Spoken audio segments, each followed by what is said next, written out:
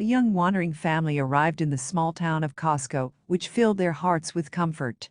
There were plants growing all over the town, and it seemed that soon Costco would become a regular forest, with houses towering in its midst. Especially, the town was loved by the little son, Chris, who was caught up in a fairy tale. He spent all day playing with other children all over Costco and beyond in the dense forest. His parents were a little frightened that Chris was constantly hanging around different parts of town, but the locals assured the young family that he was safe. Chris soon graduated from high school, but never had time to leave to continue his studies. Nothing foretold trouble. Chris was sitting in a local restaurant, gazing at a girl he had been in love with for a long time. The guy was about to walk up and confess his feelings, when suddenly the clear sky darkened in a matter of minutes, and there was thunder accompanied by lightning. It felt as if dark forces had descended upon the city to unleash all their evil upon it. A gust of wind, snapping the branches of the trees, which whirled around the city as if searching for a target. They did find the target. It was a restaurant, with debris bursting through the window, almost piercing the seated Chris. His good reaction helped him to hide under the table in time, but out of the corner of his eye, he noticed the girl Alice he had been looking at for so long. She was sitting with her hands over her head, not even trying to hide. Chris couldn't let her get hurt, so he rushed over to her, grabbing her arms and hiding under the table together. It seemed that this was the moment after which she would be grateful to him for saving her, and would definitely agree to be his girlfriend, but alas. The sudden storm raged for about 3 minutes, then as if by a snap of the fingers, everything stopped. Chris helped Alice to get out from under the table, and after he heard his gratitude, something tingled in his heart area, and he immediately lost consciousness. He woke up at the hospital, where he was told that he had been wounded. It turned out that a piece of wood had stuck in his back and miraculously missed his heart. The hospital also told him they couldn't reach his parents. He was about to give up on his health and go home, but the doctor wouldn't let him, and to calm him down, he injected sleeping pills into his head. The next day, the doctor started talking about his parents again, telling Chris that he had gone to their house but found no one.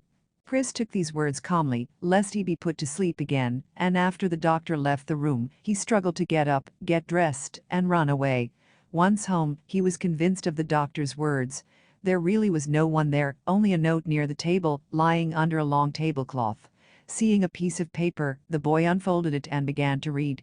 "Forgive us, dear Chris, but we have to disappear from your life because we have fulfilled part of the deal. We can't explain everything to you, but we ask you to leave this town as soon as possible and never come back here. What we thought were fairy tales is reality. I'm sorry for everything and goodbye." Reading these lines, Chris could not hold back the tears, and the stitches on his back slowly spread, enveloping his body, unbearable pain.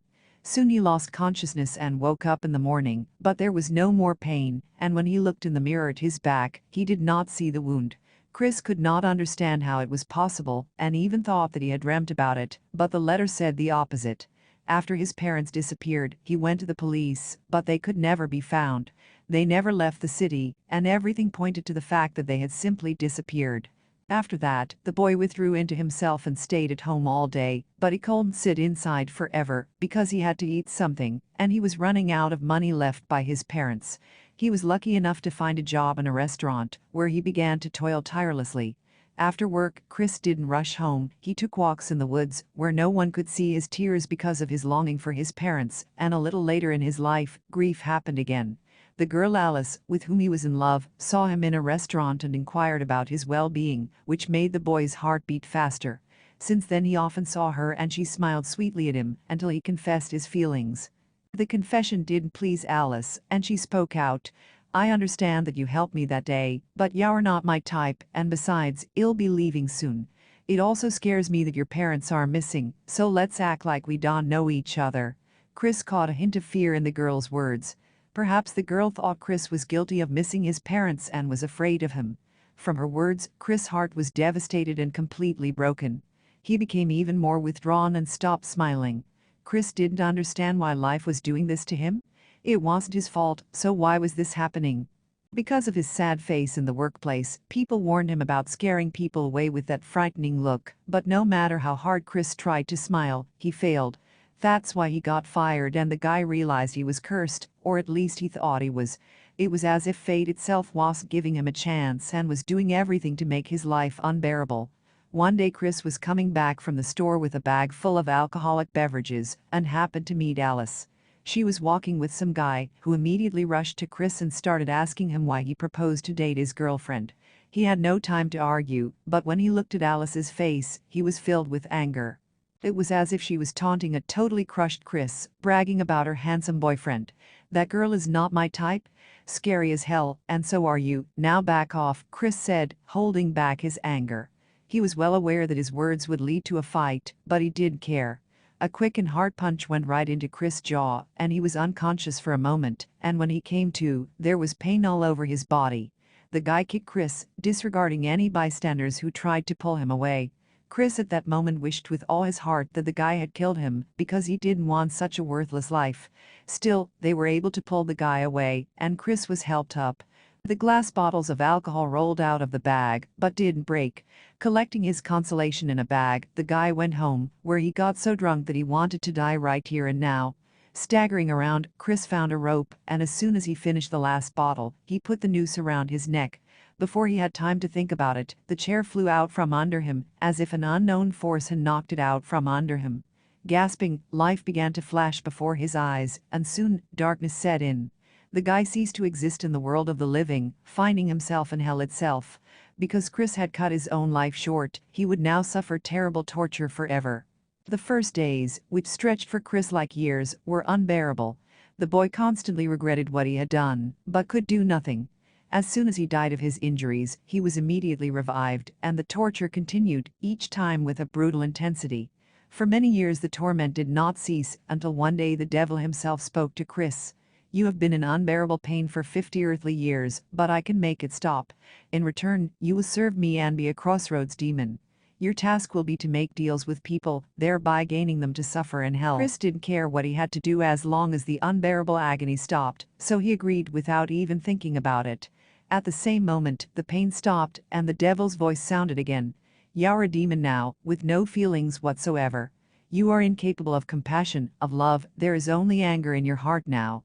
The first task is already waiting for you, listen to the request and fulfill it." After these words, Chris appeared at the crossroads of the very city, Costco, where he had committed suicide. The night city was just as he remembered it before he died. It didn't seem like even a day had passed since his death, but when he noticed the sign, he realized that, indeed, 50 years had passed. Chris was standing in the dark, where the light from the streetlights didn't reach, and right in the middle of the intersection, a girl was burying a casket. For a moment Chris heard what she wanted and began to slowly walk out of the darkness, but the girl didn't even have time to notice him. She shuddered in the autumn chill and went apparently home, and Chris followed her. He stayed in the shadows all the way and only stepped into the light just before she got home, the moment the girl turned around. She was frightened and ran into the house, but since this was the inexperienced Chris' first assignment, he followed her. Chris appeared in the cozy room and sat down on the bed, and at that very moment the girl stepped inside and screamed so loudly that the boy jumped on the spot in surprise.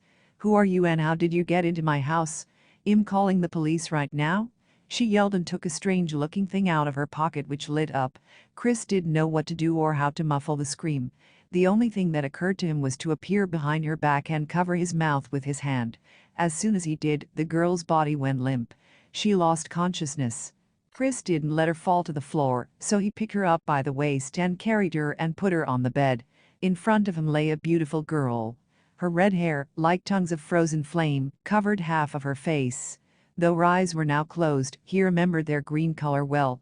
It was the color of life, which Chris never knew. Watching the girl, a sudden pounding sounded in his chest, as if just looking at her made him want to live. After the pounding, he disappeared that hour, anticipating the next encounter.